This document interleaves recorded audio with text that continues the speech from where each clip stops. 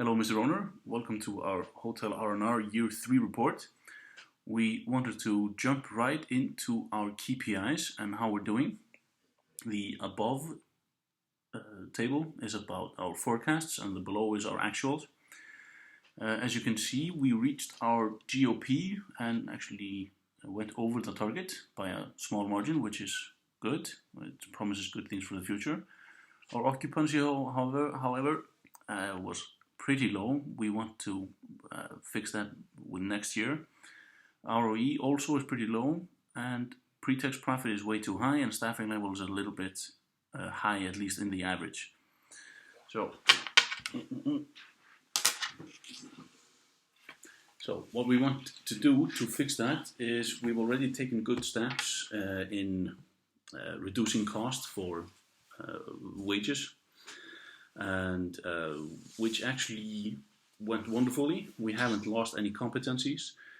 Guests are really happy, and we're saving cost. Until now, every time we have done pretty badly in Q1 and Q2.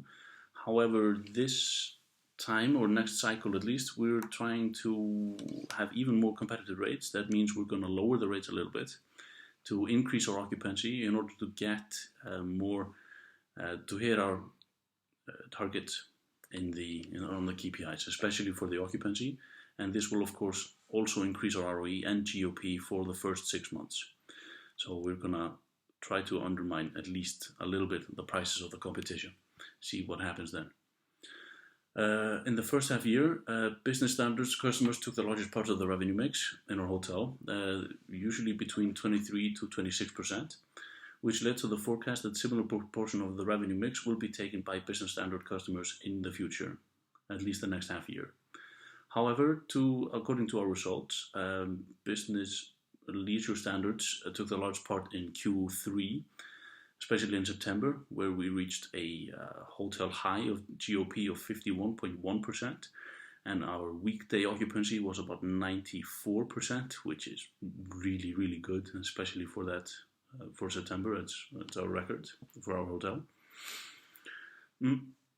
However, although we didn't meet with the forecast, the hotel still received possible feedbacks from our guests about advertising as being very helpful, even though we cut down costs in advertising and marketing. So we're going to continue cutting down a little bit, see if it actually affects us negatively or if it's just mitigating costs. So we're going to continue with that.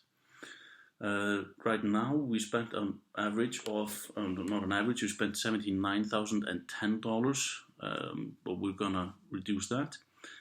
And the percentage taken from the total revenue has decreased from 7.22% down to 5 to 6%, which we're happy with, but we still want to keep going to see what actually happens. Guest feedback, of course, showed that the decrease in advertising did not cause any negative influence, so we're justified in doing that.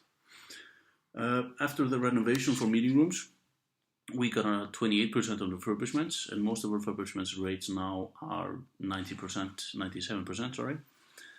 However, according to the feedbacks, we still have to invest on facilities. So in the next year, either a theme restaurant or a spa are the most likely choices in the year 4 for facilities.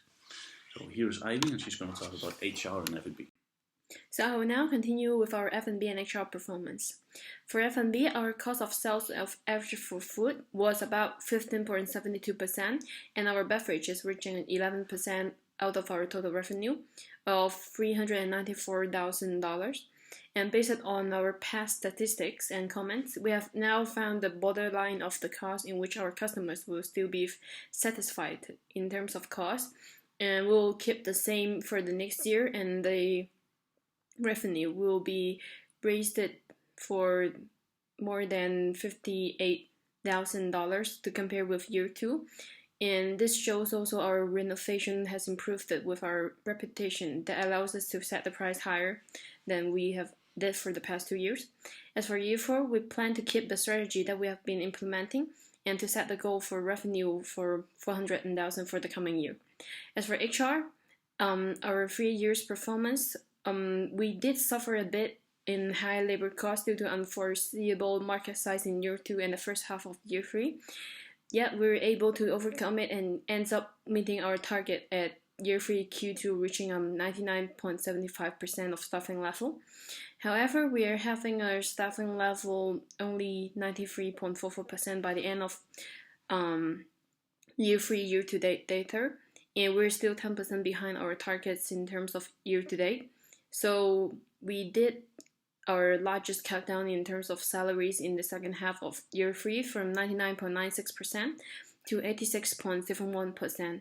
Yet we're maintaining a high training efforts, and it ends up very nice with cost minimizing, yet continue with the great work of 100 in competence and guest service satisfactions.